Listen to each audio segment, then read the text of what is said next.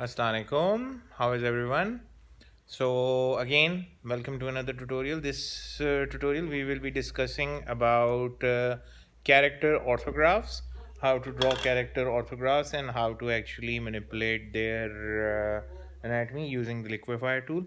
This is I would say a two-step process in which I will first draw the illustration. So for a lighter note, don't forget to follow us on Twitter, on Facebook, on Instagram, and as well as on YouTube. So here is today's tutorial. Okay, so this one's going to be a very long video tutorial. So initially you open up a blank piece of Photoshop file and you start working on the visuals. So create a basic panel, basic file, A4 size. Sorry, I don't know why I said panel. So after that you rotate the image. Now let me show you this folder in my hard disk. So this is probably pretty much the bane of my existence. It's got about 53 to 56 files. Each file has basically an idea or a concept art of a comic strip or an animation relating to it. So over here I'm opening up one of these folders called the 7 ideation rules, and this is a project that we did for the National Incubation Center at LUMS. Initially the initial concept was this.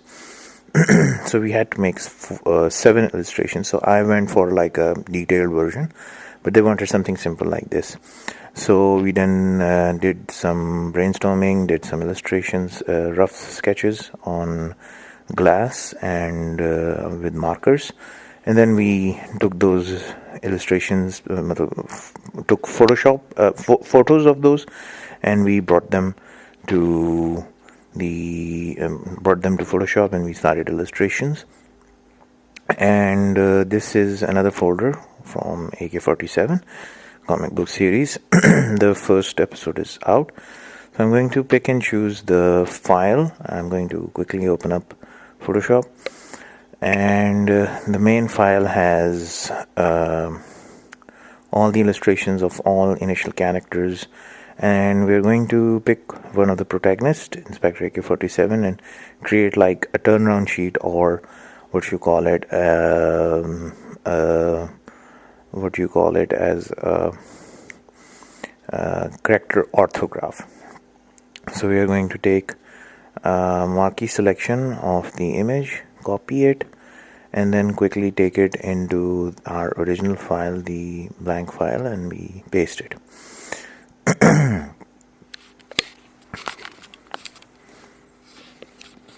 So here we're taking the lasso tool, and we're quickly going to use it as you going to copy it, and with here paste it in place, or paste special, and then you scale it using the shift key. You scale and drag and move it.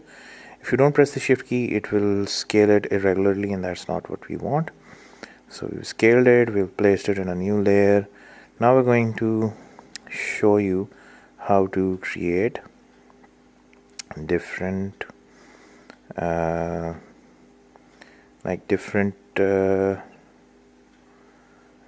scales, rulers. So the visibility of the rulers actually helps you to create guidelines of your character, so that when you draw the character from the side view, it gets drawn easily. So I'm creating basic designs of this Inspector AK-47 on the side view and the 3/4 perspective view. So first and foremost, what we do is we create the guides for the torso, the chest, the neck, the ears, and the head. So here I'm creating the guidelines for the torso, the elbows, the rib cage, etc. And it is a very long process, but once you get the hang of it, you sort of like realize that it sort of becomes second nature to you. So I've been doing this for quite some time, so give yourself some time. It's going to take you a couple of tries. Maybe try to replay this video just to see the references. Here I'm creating the knee knee point, or the reference point for where the knee is going to be, and now I'm going to create the reference point for the ankle, or where the foot is going to end. So mind you, all your character drawings are going to have to fit in to this region. So here in the Windows panel, you can see you can hide and show the rulers at any point. And if you want to display the grid or the rulers in Photoshop, the shortcut is Control or R, and you can also go to the menu and the rulers are visible. You can turn it on and off. It's up to you. You can use the shortcut, you can use the menu option to turn the rulers on or off, or turn the ruler guides on or off. So now I'm going to create a new layer. So by this point I'm going to speed up the animation. So I've turned the opacity down of this layer, and I'm now going into the next layer, where I'm going to draw the side view and the 3/4 perspective view respectively. So I'm going to start with the reference of the head so that I can start with the guideline. I'm now going to quickly add in the details, so the chin and the head, forehead lining match with the face, and this portion of creating heads, I'm going to create another video tutorial so that you can get a fair understanding, if nobody still doesn't understand, that how the dimensions of the head from the side and the front view look like. But it's pretty much common. All you have to do is look for a reference on the side. So now when you've created an arc curve for the body proportions, if you create a straight line, it's going to make the character look very very mechanical from the side. So never try to start with a straight line for like the anatomy. So I'm going to quickly add in the details, the joints, the legs, and they're all following a curving path. So once I have the basic shape of the body set, I'm now going to start adding detail. I'm going to use a red color pencil, erase part of the portions just to check the chest and the belly. Also view the crotch region, and this is the place where the officer's uniform belt comes in. In the side view, notice that in the side view the chest or the belly looks a bit thinner, so it's not as equal from the side and the front view. So you have to keep these things in mind. Your chest cannot look round and circular from all sides. You're not drawing a puppet, you're drawing a fairly realistic character. And if you want to go for like a non-realistic more cartoony character, this is like a taller version. You can also copy the directions of the leg, so that you have another leg in the back in foreshortening. Now I'm just fixing the proportions of the leg, moving the character slightly to the side, and I'm still not very convinced with the leg, so I tweaked it further.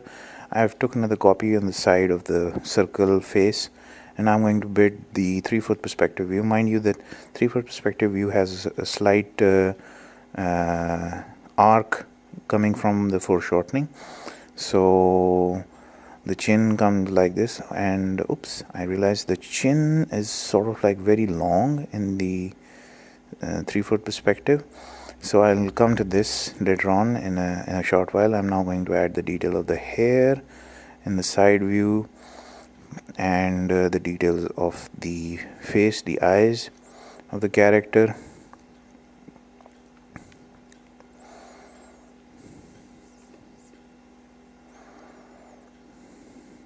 And it is an ongoing process. You keep on looking at the reference from the front view, you keep on looking at the reference from the side view, just to see and tweak where the directions and the dimensions are. And this is why the grid lines or the guidelines or the scale lines help, that whatever you see on the side view, the glasses fall on the same location, the nose falls on the same place, the mustache falls on the same place, and etc. And the hairline for the right, the left side of the head also fall in the same direction. So these things help out a lot, and a lot of great artists use these guidelines to actually improve their drawings even further, even if in the first instance they sort of like cannot understand the dimensions any further. So I'm adding now the glasses from the side view. So you have one side of the glasses in foreshortening and they're completely flat, and the other side you have a slightly rounded version. So this gives it a more three-dimensional look of the face being three-dimensional.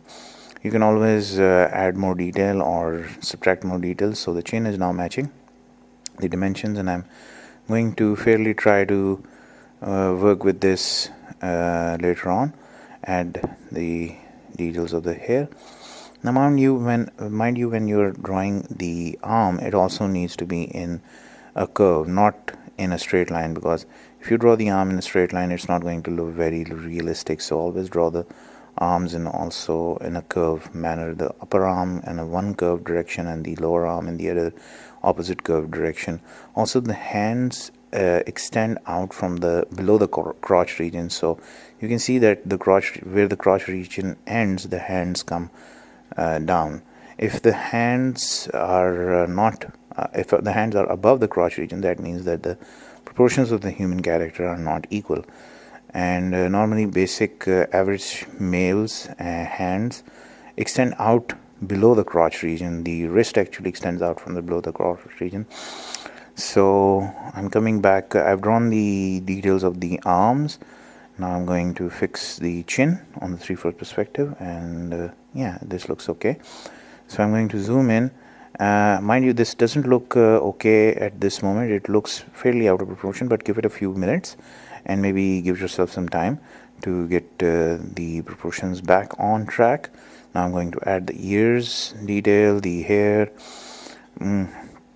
anatomy details, and other hairline details, forehead details, how much the forehead distance is there from the 3/4 view, the side view, and the front view.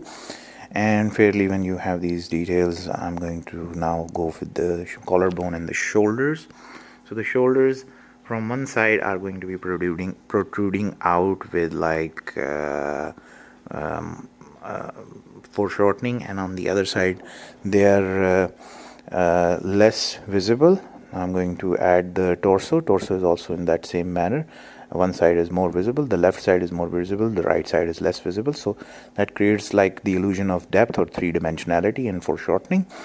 And also then again the legs are also the left leg is longer than the right leg because it's visually more prominent on the left leg is more visually prominent in front of you, or the right leg is like fairly smaller and behind the viewer's eye, so that's why it is smaller. So once you've added these details, and the feet, one foot is facing toward you, the left foot, and the right foot is facing towards the side. You can also keep the both feet facing towards one direction. It's totally up to you, but this looks more stylistic, that if you have one foot facing towards you and one foot facing towards the side. I'm now going to check and see the dimensions of the arms. So the right side of the arm is fairly invisible behind the chest region, and the other hand is more visible in the left side.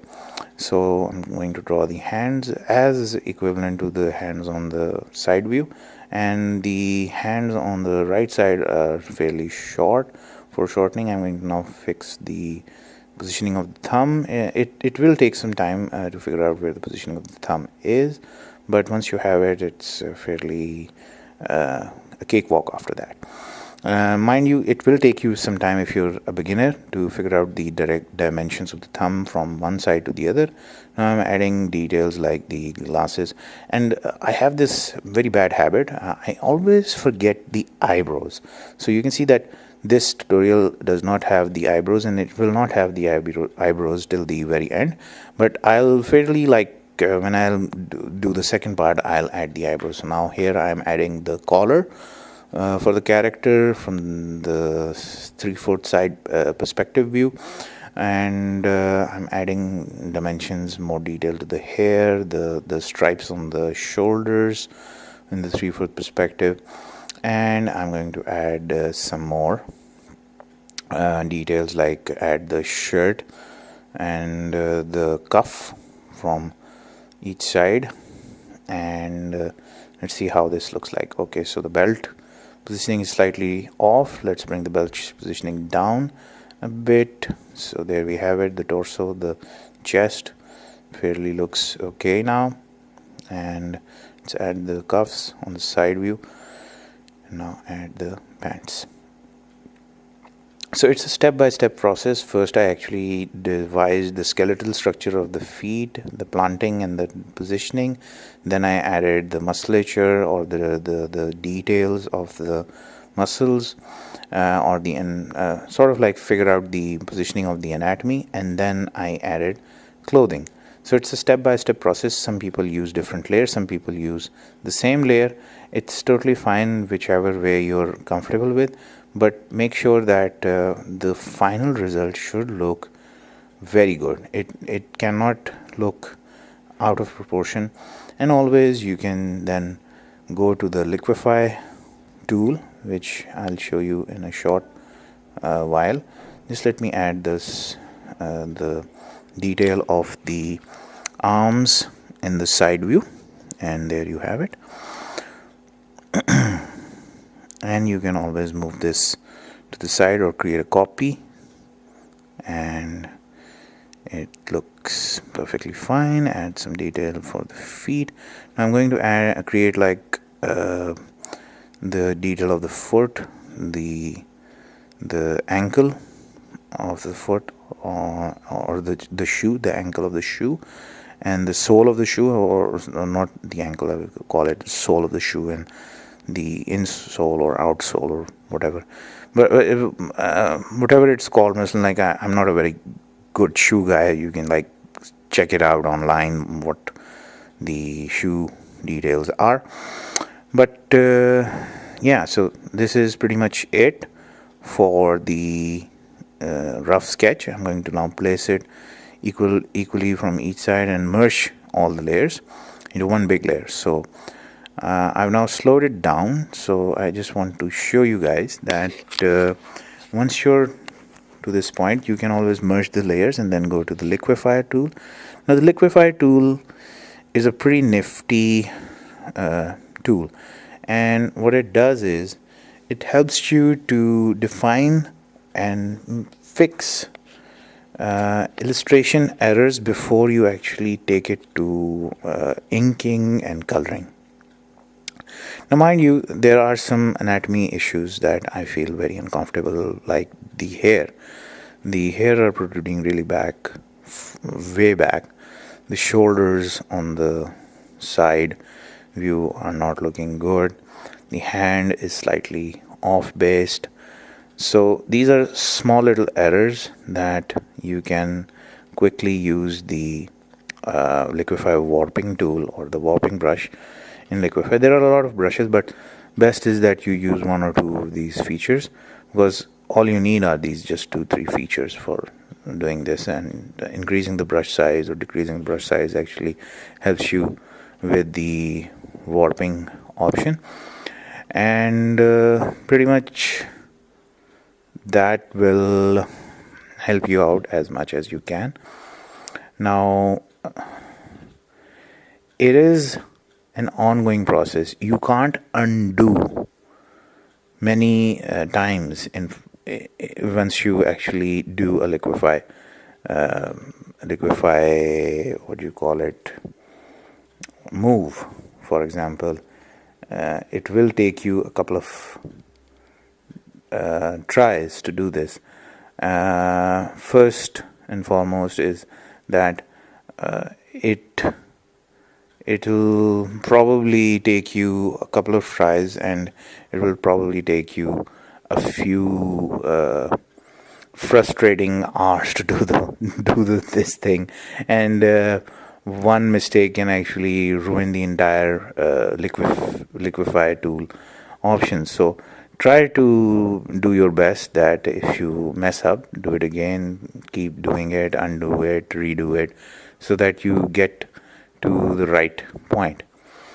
Also, it does annoy certain people when they use the Liquify tool many times, but it's always a trial and error thing. You do it once, you don't do it well, then you do it again. And also you can just press enter, then do it again, keep on doing it. If you've made some mistake, do not undo it once.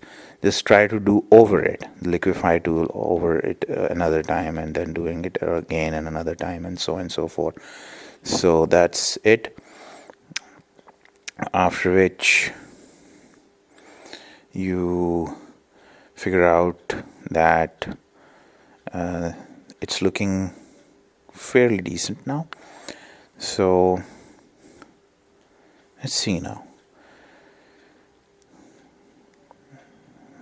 I'm still not happy with the hair positioning. Okay, now it looks better. Okay, so yeah, so these tiny little tweaks, tiny little fixings, tiny little changes, they really help a lot with your character details. And it's an ongoing process. Even right now, I don't think I'm really satisfied with it. I can literally go back and change the entire design, or change the entire the tweaks that I did, or add more further tweaks to improve the anatomy, the shoulders, the chest, the body details further. It's totally up to you how many times you do it, how many times you try it. But no matter how many times you try it, it gets better and better after every try that you do. So this is for the Liquify tool overall. And let's see, I'm still seeing some bugs, some issues over here. Okay, so there we go. So the legs, in between the legs, okay, the feet, maybe bring this foot down a little bit, because it's again in foreshortening, so you can see it from the side. So okay, so let's see.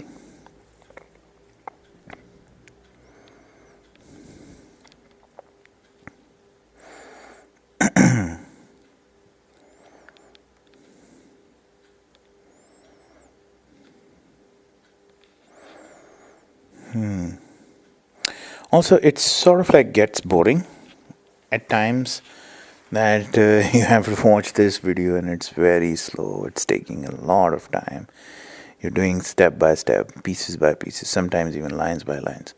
You can't figure it out where the anatomy is off, but take your time.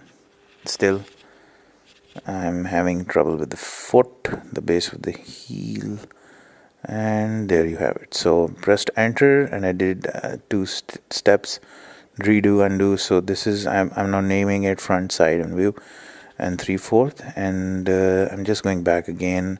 This time I'm going to do it quickly, so I've sped up the animation. So overall, this is the final result. You can always go for a detailed version, but this is fairly decent, and you can always use the grid guidelines. You can clear the guidelines. You can add the guidelines again, recreate the guidelines just to see if it's fitting. Here I saw that the belt positioning was a little bit off, so I moved it up a little bit in the side view. So this concludes. Oh, and one more thing. I forgot to draw the collar on the side view, so I'm going to start drawing the collar. So here we go. So it's also an ongoing process. You keep on drawing, you keep on figuring out. Try to look at yourself in the side view and wear a shirt with a collar on so that you can figure out the dimensions of the collar and the back side of the hair.